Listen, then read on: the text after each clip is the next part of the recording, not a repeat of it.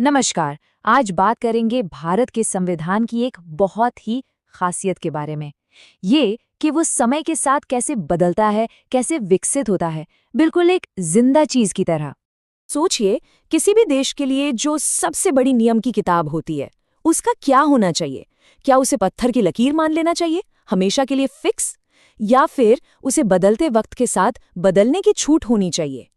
ये वो बड़ा सवाल है जिसका सामना हर संविधान बनाने वाले को करना पड़ता है।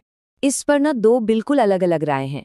एक तरफ कुछ लोग मानते हैं कि संविधान तो भई एक पवित्र दस्तावेज है जिसे बदला नहीं जाना चाहिए। और दूसरी तरफ एक सोच ये है कि ये बस एक टूल है, एक औजार है जिसे जरूरत पड़ने पर किसी भी दूसरे कानून की तरह आसानी से बदला जा सके।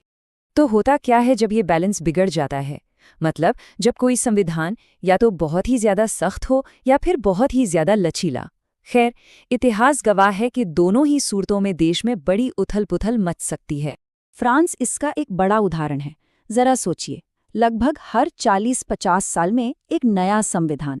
200 साल से भी कम के अरसे में वहां इतनी राजनीतिक उथल-पुथल हुई कि उन्हें 5 बार अपना संविधान बदलना पड़ा। ये दिखाता है कि एक टिकाऊ सिस्टम बनाना कितना मुश्किल हो सकता है। और ऐसा सिर्फ फ्रांस में ही नहीं हुआ। सोवियत संघ को देखिए, वहां भी 74 सालों में 4 बार संविधान बदला गया। जब भी कोई बड़ा राजनीतिक बदलाव होता, संविधान भी बदल जाता। इससे एक बात साफ होती है कि जब कोई संविधान वक्त के साथ नहीं चल पाता, तो उसे अक्सर हटाकर नया लाना पड़ता है। अब इन सब कहानियों के बीच चले भारत के अनुभव को देखते हैं।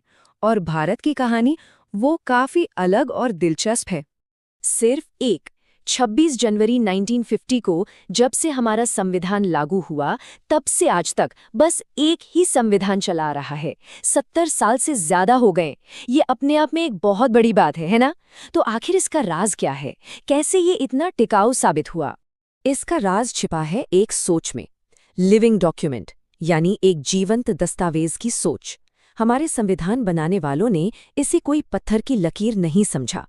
उन्होंने इसे एक ऐसा ढांचा बनाया जो देश के साथ साथ खुद भी बढ़ सके, सीख सके और बदल सके।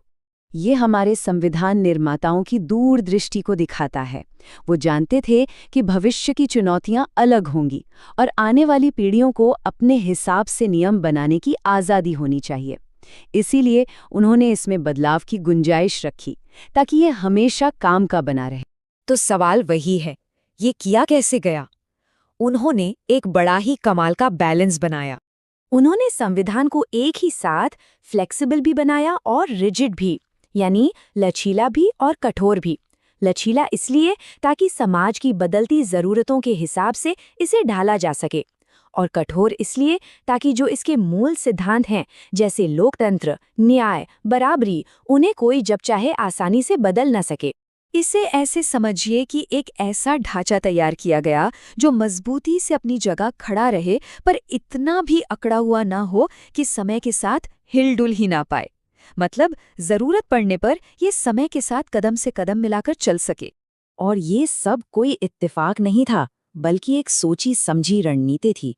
संविधान को देश का सर्वोच्च कानून तो बनाया गया, लेकिन उसी के अंदर उसे बदलने का मैकेनिज्म भी बहुत चालाकी से डाल दिया गया। तो चलिए अब ये समझते हैं कि ये बदलाव होता कैसे है। ये जो संशोधन की मशीन है, ये आखिर काम कैसे करती है? इसका पूरा मैकेनिज्म दिया गया है आर्टिकल 368 में। संविधान का यही हिस्सा पार्लियामेंट को ये शक्ति देता है कि वो संविधान में संशोधन कर सके, और इसका पूरा प्रोसीजर भी बताता है। अब मजे की बात यह है कि बदलाव करने का कोई एक तरीका नहीं है, बल्कि 3 अलग-अलग रास्ते हैं। पहला है सिंपल मेजॉरिटी, यानी साधारण बहुमत। ये सबसे आसान तरीका है, जैसे किसी राज्य की सीमा बदलनी हो। दूसरा तरीका थोड़ा मुश्किल है, इसे कहते हैं स्पेशल मेजॉरिटी। ज्यादातर बदलाव इसी से होते हैं, और इसके लिए 2/3 सदस्यों की सहमति चाहिए होती है। और फिर आता है तीसरा और सबसे मुश्किल रास्ता। ये उन बदलावों के लिए है जो देश के फेडरल स्ट्रक्चर, यानी केंद्र और राज्यों के रिश्ते पर असर डालते हैं। इसके लिए संसद की स्पेशल मेजॉरिटी तो चाहिए ही, साथ में कम से कम आधे राज्यों की भी हाँ जरूरी है। ये 3 अलग-अलग तरीके क्यों हैं? इसके पीछे एक बहुत गहरी सोच है। मतलब जितना जरूरी और बड़ा बदलाव, उतना ही मुश्किल उसे करने का तरीका। छोटे-मोटे बदलाव आसानी से हो जाएं, लेकिन जो संविधान की नींव है, जो उसके बुनियादी सिद्धांत हैं, उन्हें बदलना लगभग नामुमकिन बना दिया गया है। और बस यही है वो सीक्रेट। लचीलेपन और कठोरता का ये जो बैलेंस है, यही हमारे संविधान की सबसे बड़ी ताकत है। ये एक तरफ तो देश की नींव की तरह मजबूत है और दूसरी तरफ समय के साथ बहने के लिए तैयार भी। और इसी वजह से ये आज भी उतना ही प्रासंगिक है। लेकिन ये हमें एक बड़े सवाल के साथ छोड़ जाता है। जिस बैलेंस ने पिछले 70 से ज़्यादा सालों से हमारे लोकतंत्र को स्थिर रखा है, क्या वो भविष्य की नई चुनौतियों का सामना कर पाएगा? टेक्नोलॉजी, समाज, दुनिया सब कुछ बदल रहा है। तो क्या हमारा संविधान भी उसी रफ्तार से खुद को ढाल पाएगा? खैर, इसका जवाब तो आने वाला वक्त ही देगा। हमारे साथ जुड़ने के लिए शुक्रिया।